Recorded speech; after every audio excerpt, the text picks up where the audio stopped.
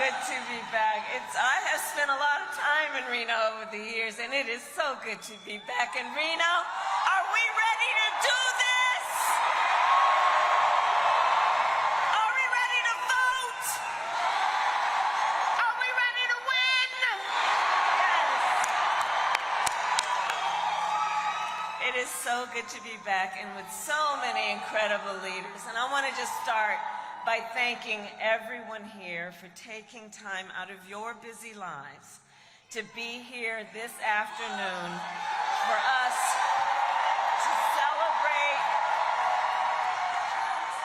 to celebrate each other and community. And I thank you, everyone. I want to thank my dear, dear friend, Senator Catherine Cortez Masto.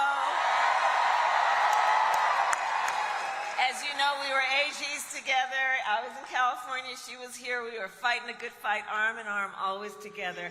I want to thank Mayor Shivi,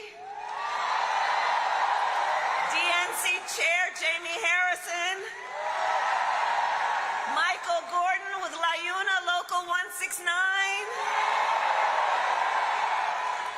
and Nevada, please send Jackie Rosen back to the United States Senate.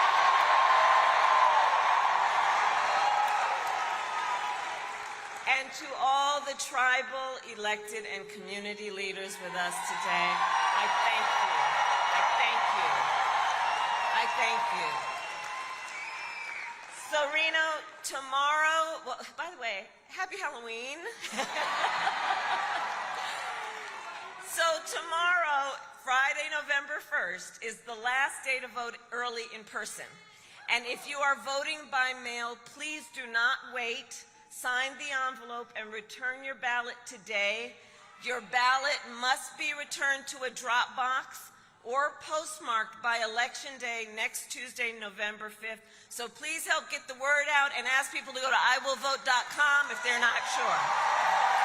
Let's spread the word. And we need you to vote Nevada. You are going to make the difference in the outcome of this election, and I thank you. I thank you.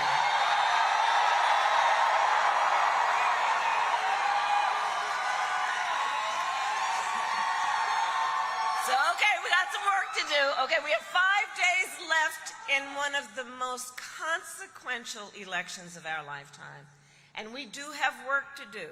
But here's the thing I know about everybody here. We like hard work. Hard work is good work. Hard work is joyful work. And make no mistake, we will win. We will win.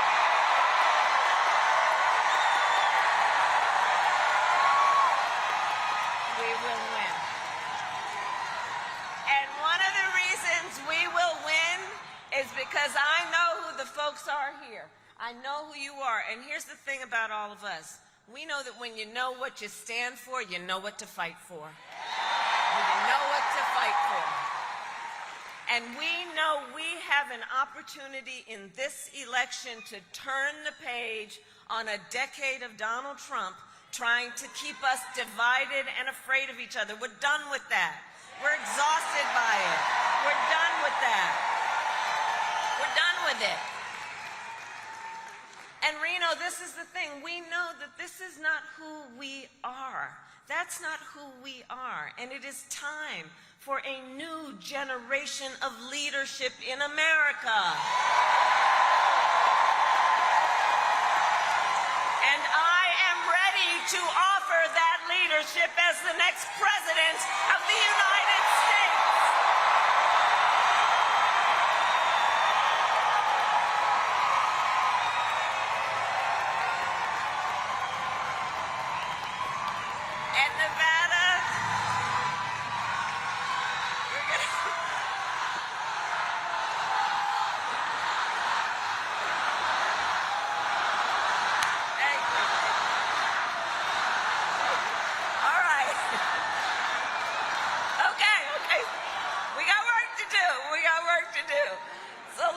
But let me say this, and a lot of folks here know, I am not afraid of tough fights.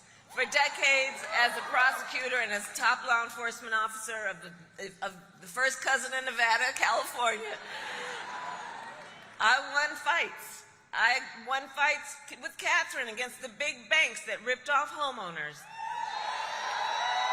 against for-profit colleges that scammed veterans and students, against predators who harmed women and children, against the cartels that trafficked in guns and drugs and human beings. And it is my pledge to you that if you give me the chance to fight on your behalf as president, there is nothing in the world that will stand in my way of fighting for you.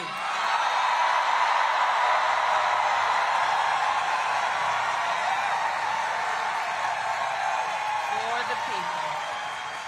And look, we know who Donald Trump is. Because we all know he is not someone who is thinking about how to make your life better. And this is someone who is increasingly unstable, obsessed with revenge, consumed with grievance, and he's out for unchecked power. And in less than 90 days, either he or I will be sitting in the Oval Office.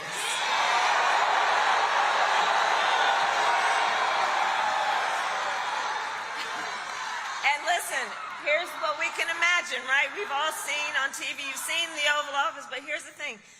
We have to get the word out to help people even just visually imagine what that day will be. Because if elected, Donald Trump on day one would walk into that office with an enemies list. When I am elected, I will walk in with a to-do list on behalf of you. And at the top of my list is bringing down your cost of living. That will be my focus every single day as president. I will give a middle-class tax cut to over 100 million Americans, enact the first ever federal ban on corporate price gouging on groceries. I've taken on that issue before, I'll take it on again. I will make housing more affordable by building more homes and taking on corporate landlords who unfairly buy up all these properties and jack up rents. We will fight for working families by raising the minimum wage and eliminating taxes on tips for service and hospitality workers.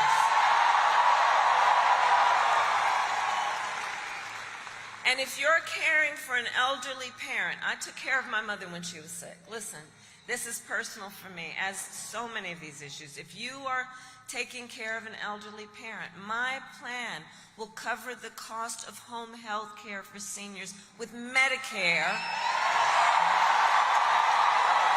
so you don't have to deplete whatever savings you got to qualify for Medicaid. It's just about dignity so that seniors can stay in their homes and you can be able to do all that you need to do, especially if any of you are in that sandwich generation, raising young kids while you're taking care of your parents. It's just about dignity.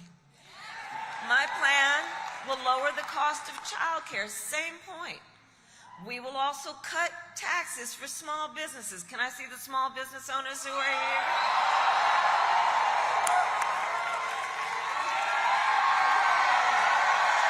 Oh, I love our small businesses.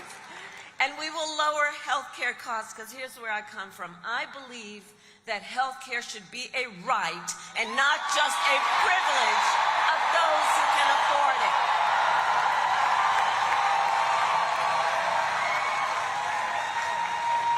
So this is about values, right? How do you think about what people need to live with dignity, to live where they are able to work and know that it actually means something, that is not just about getting by but getting ahead?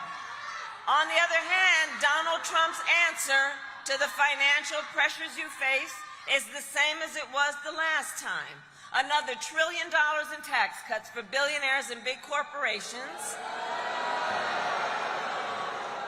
And this time he will pay for it with a 20% national sales tax on everything you buy that is imported.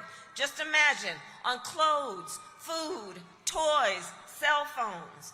A Trump sales tax that economists have measured will cost you, on average, an additional $4,000 a year. And on top of that, Donald Trump still wants to get rid of the Affordable Care Act, also known as Obamacare. And he has a very powerful friend in Congress, the Speaker of the House, who recently, if you notice, said that there will be a, quote, end to Obamacare. The words he used were no Obamacare, which, if he were to get his way, if Trump wins, means they would throw millions of Americans off of health insurance and take us back, which would take us back to when, you'll remember, insurance companies had the ability to deny people with pre-existing conditions. But Nevada, we are not going back. We are not going back. We are not going back.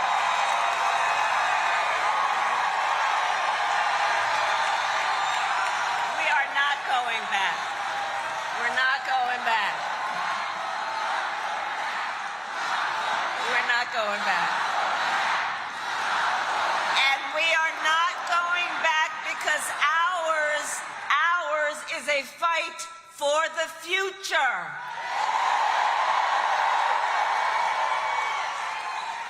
And ours is a fight for freedom. Like the fundamental freedom of a woman to make decisions about her own body and not have her government tell her what to do. And we all remember how we got here. Donald Trump hand-selected 3 members of the United States Supreme Court to overturn Roe versus Wade. They did, and now 1 in 3 women in America lives in a state with a Trump abortion ban. Many with no exceptions for rape or incest. You know what? Let me say something about this. We're here because we're fighting for a democracy. Fighting for a democracy. And understand the difference here. Understand the difference here. Moving forward. Moving forward. Understand the difference here. What we are looking at is a difference in this election. Let's move forward and see where we are. Because on the issue, for example, of freedom of choice. That's okay. That's all right. That's all right. That's okay. That's all right. You know what? Democracy can be complicated sometimes. It's okay. We're fighting for the right for people to be heard and not jailed because they speak their mind. We know what's at stake. And on the issue of freedom, listen, Donald Trump's not done. Did anybody hear what he had to say just yesterday? And I'll tell you, it was outrageous. So he said, on the issue of freedom of choice, reproductive freedom, he said that he will do what he wants because, quote, this is his perspective, he will do it whether the women like it or not. Whether the women like it or not. Can you imagine? And this is not the first time he has told us. He does not believe women should have authority or agency over their own bodies. This is the same person who said that women should be punished for their choices. And what we know is we know what we are seeing. This is someone who simply does not respect the freedom of women or the intelligence of women to make decisions about their own lives. And we know that what he has planned includes a national abortion ban, restricting access to birth control, putting IVF treatments at risk, and forcing states to monitor women's pregnancies. You don't have to take my word for it. Google Project 2025. Read the plans for yourselves. And I know we all know that one does not have to abandon their faith or reasonably held beliefs to agree that the government should not be telling her what to do with her body.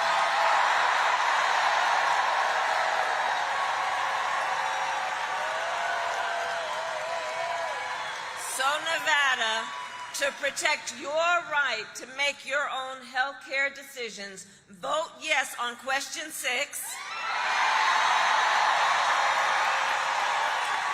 And make sure you vote up and down the ballot to truly protect that right.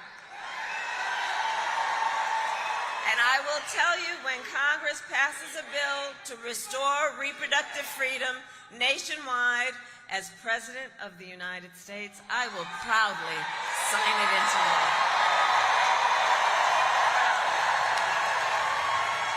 Proudly.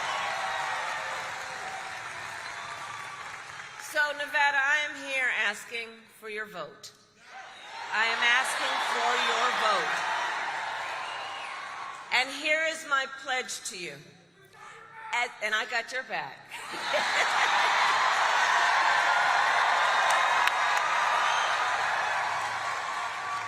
As President, I pledge to you to seek common ground and common sense solutions to the challenges you face. I am not looking to score political points. I am looking to make progress. And I pledge to listen to experts, to listen to those who will be impacted by the decisions I make, and to listen to people who disagree with me. Because that's what real leaders do. That's what real leaders do. And unlike Donald Trump, I don't believe that the people who disagree with me are the enemy. He wants to put them in jail. I'll give them a seat at the table.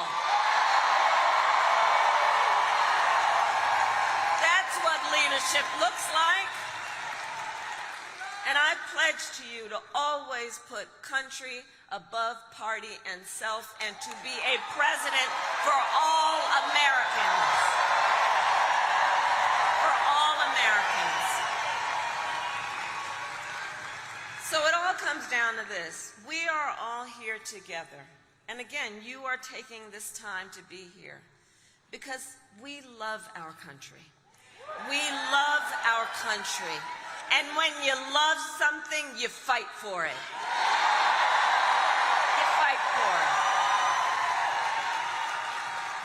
And I do believe it is one of the highest forms of patriotism, of our expression of our love for our country, to then fight for the ideals of our country and to fight to realize the promise of America.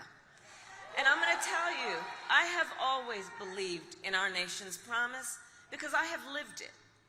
I grew up a child of the civil rights movement. My parents would take me to marches when I was in a stroller. And at those places, people from all walks of life came together to fight for the ideals of freedom and opportunity. You know, growing up, I saw how hard my mother worked to give her daughters the same chance our country gave her. And I was blessed to have family by blood and family by love, who instilled in me the values of community and compassion and faith. I've spent my life fighting for the people who have been hurt and who have been counted out. And people who never stopped, even then, believing that in our country anything is possible. I've lived the promise of America, and I see the promise of America in everyone here. It is in all of us. It is in all of us. It is in all of us. It is in the women who refuse to accept a future without reproductive freedom. It is in the men who support them. It is in the fathers and mothers who work hard every day for their children's future. It is in the Republicans who never voted for a Democrat before, but have put the Constitution of the United States above party.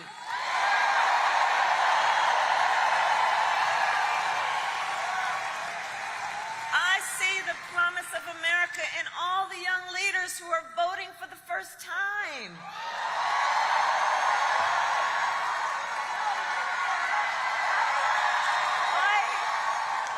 And I'll tell you what I love about this generation, Gen Z. I'm going to shout you out.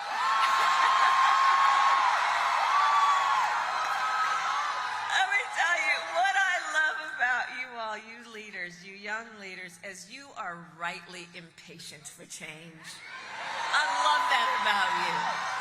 You are determined to live free from gun violence, to take on the climate crisis, to shape the world that you inherit. I love that about you. And for them, I say to everybody else, look, none of this is theoretical. This for them is a lived experience. It's not political. It's what they're living. And to the young leaders, then I say, I see you. I believe in you, and I see your power. You are so powerful. And I would just ask, can we give it up for the first-time voters who are in the House?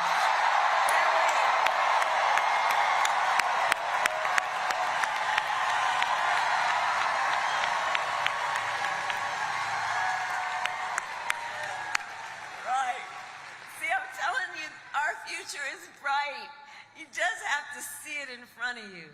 The future of our country is bright.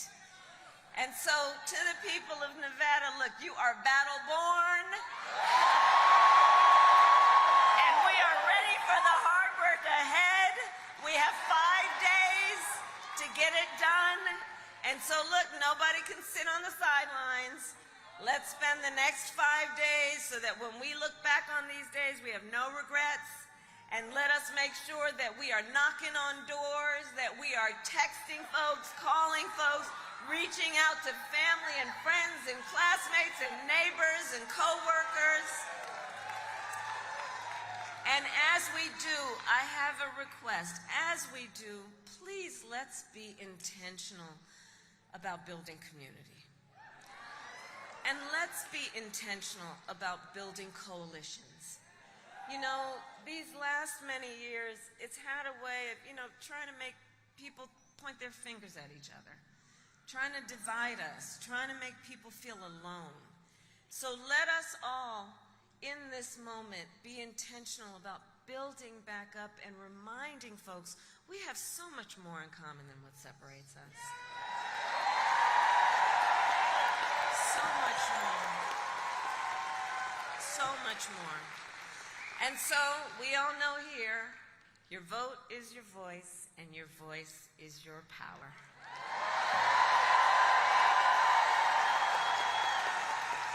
So today, Nevada, I ask you then, are you ready to make your voices heard?